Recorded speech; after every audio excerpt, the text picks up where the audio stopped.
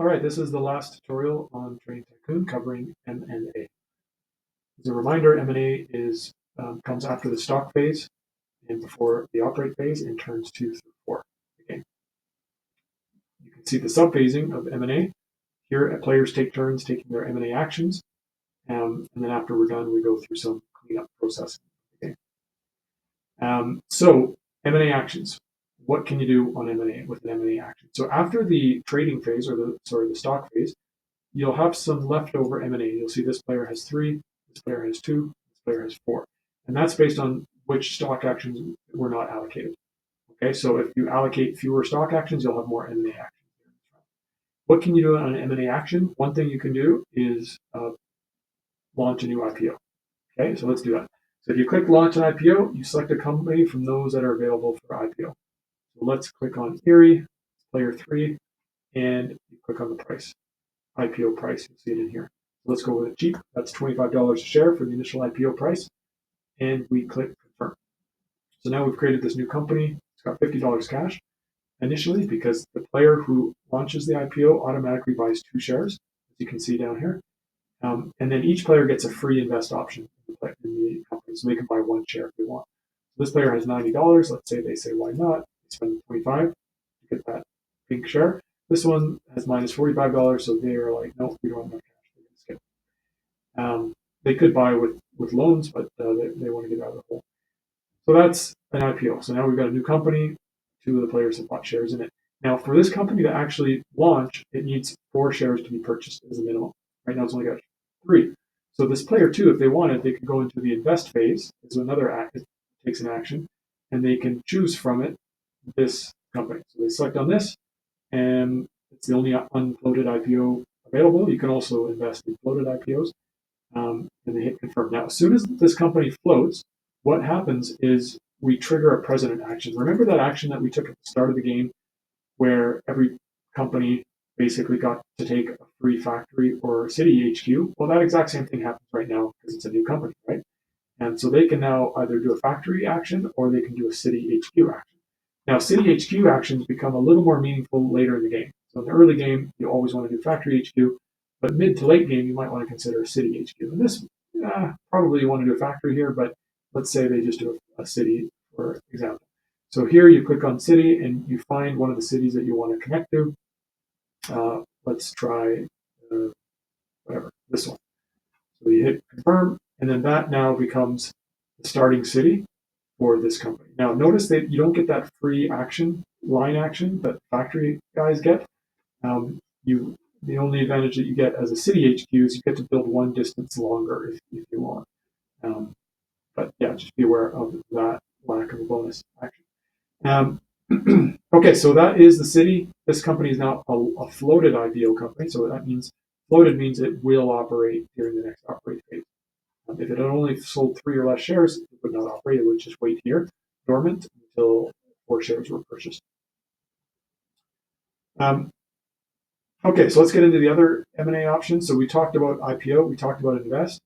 Notice if this player here, player 1, wants to invest, they must first select the company they want to invest in, which would be this one. It's the only one they're allowed to invest is on new companies. You can't invest in existing companies. You can only get those shares through that stock round. So then I hit confirm, and here we go. Okay, so let's get into the last bit. I'm going to hide this map, just get it out of our way. And let's get into the M&A. By the way, you can also pass. If you do that, you spend an action, and you must pass if you have no actions left. So M&A is kind of at the core, and what you're doing here is triggering a merger and acquisition. So when you're doing this, player 3 is acting. You're using up one of your M&A tokens. This player has 1 left, and you select a target. So this is step 1: is figure out who you want to be the target of the acquisition or the merger. So you can pick any company, doesn't matter who, and let's pick whatever, this green company. It's got minus 35 cash, and it's got $70 income, whatever, 5 shares. Let's go for it. So we hit confirm. So now we trigger into a bidding process for this company.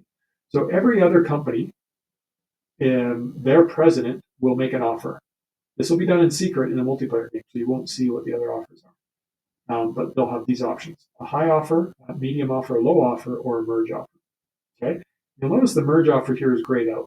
The reason for that is there's 6 shares in this company and there's 5 shares in this company. A company can never have more than 10 shares, so that makes it not a merger target. This one also has 7 shares, so neither of these companies can merge. Usually that's an option, but these are, I guess, they issued a bunch of shares during the stock round. But what they can do is make acquisition bids, right? So that's where they're offering an amount of money equal to some amount. So a medium offer basically represents the existing share price times the number of shares. So you're offering $20 a share. So in this case, you're offering $100 for the company.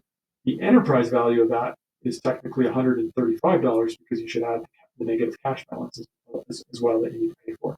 So the effective offer is $135. It's a good little principle from finance that is good to understand. A low offer basically means you offer 3 steps below this price. So if you open up your little pricey thingamajigger here, you'll see the price is $30, which is here. Typically the steps are $5, so that's usually the steps. In this case, a low offer is going to be $15 a share. So I could offer, it's at $20. So if I jump back into here and look at the $20 and go -3, it's $10 offer. So a low offer here would represent a $10 offer for those shares, which would be $50 plus 35, so effectively $85 for the company.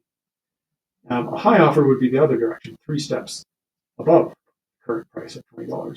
So that would be 7, so $35 a share would be the offer. So 35 times 5 minus or plus 35, another 35, so technically 35 times 6, 70, 140, 210. So effectively an offer of 210 there, or they could pass and not make any offer at all. So let's say these guys make a low offer and these guys make a medium offer, just to continue things along. This stuff up here helps explain all of that. What I just explained by going to this little question mark is what the actual effective bids would be. So we click finalize offer, and now we get into voting for the offer. Okay, so once the offers are finalized, they go from being hidden to transparent. So now people can see that this guy made a medium, this one made a low offer. You always process the orders from highest offer to lowest offer, and if they're tied, the furthest to the left gets to go first. So that's another advantage for being having a company that's to the left of this chart, which is driven by the price during the stock. That's a strategic reason you might want to bump it left so that you get first bid. Okay, now when you're doing your votes, what's happening is all the shareholders, existing shareholders, are voting on the deal that's being offered. So this target company is currently being voted on by both shareholders. Shareholders, this is the current vote of yellow, the acquirer is going to vote, and the shareholders of green, the target, are going to vote. So you can see your little voting buttons down here, and every player shows you how many shares you can vote with. 4 and 1 for this player, 1 and 1, 2 and 3. So we have a situation where this player effectively has 4 shares, can outvote these two combined. So they're really going to dictate which way this goes. And similarly down here with the green shares, the target shares, this player over here is going to dictate the outcome. So they can decide if they want to do for, against, whatever. Let's, just for argument's sake, say they vote against. And this one doesn't really matter, but they vote for. And let's process it as that. So we hit finalize, and something interesting is going to happen. So you'll notice that it was rejected because the target rejected it. Now, if the target ever rejects a high vote, it will cancel all the non-merger votes. So there won't be a subsequent vote if the target rejects it. Because what the target is saying, we're not going to take that high price. They're definitely not going to accept the lower price. And it streamlines the gameplay, and also it's kind of a fiduciary duty type concept. So they're going to reject the low bid that was there. But if there were any merge bids, those would still be available for voting. Okay, so they would get processed last. All right, so that's basically how the voting mechanism works.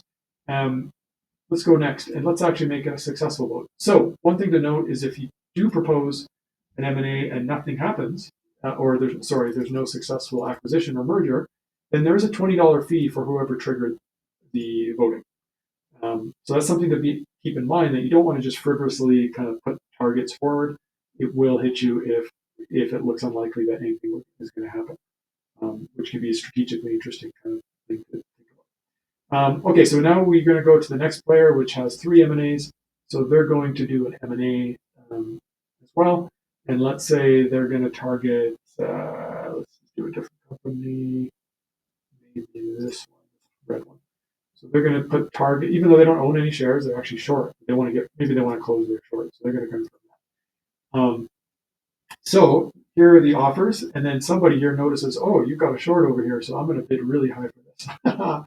So we have president. So let's say this guy offers high. So yellow, basically this player, is going to offer a high price for these Pennsylvania shares.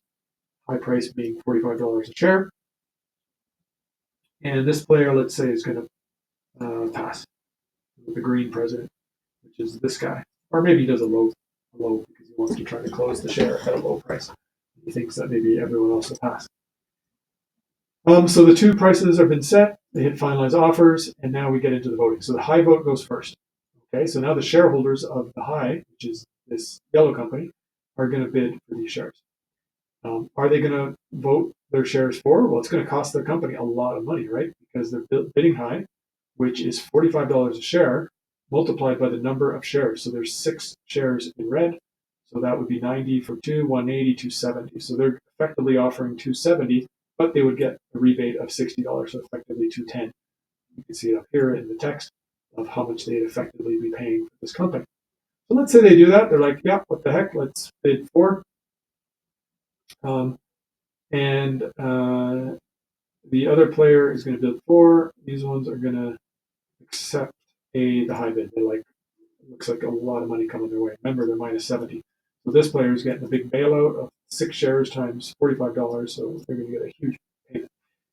So they finalized the votes, and they haven't been processed yet, but the BO's high offer for Pennsylvania passed. It shows you the breakdown of the voting, because normally the voting is done in secret, the multiplayer game. And now we can process the transaction. We hit next, and it clarifies what transaction will happen, finalize it. And what has happened is you'll see this player now has a bunch of cash. You can check the logs, by the way, for the specific calculations if you want to see the details of kind of what happened. And in this case, you can see that the red company is no more. And if we open up the map, we can see that the red lines have now combined. So this yellow, which plotted out, has now taken over the line. So that's essentially what happens when we do an M&A. Combine all the cash, pay out all the shares with company cash, and then you take over all the lines. So that helps you build your empire, if you will, of well-connected lines that will then deliver for great income or lots of losses because you have too much to maintain. Okay, so that is the M&A phase, and that rounds out the principles behind the game.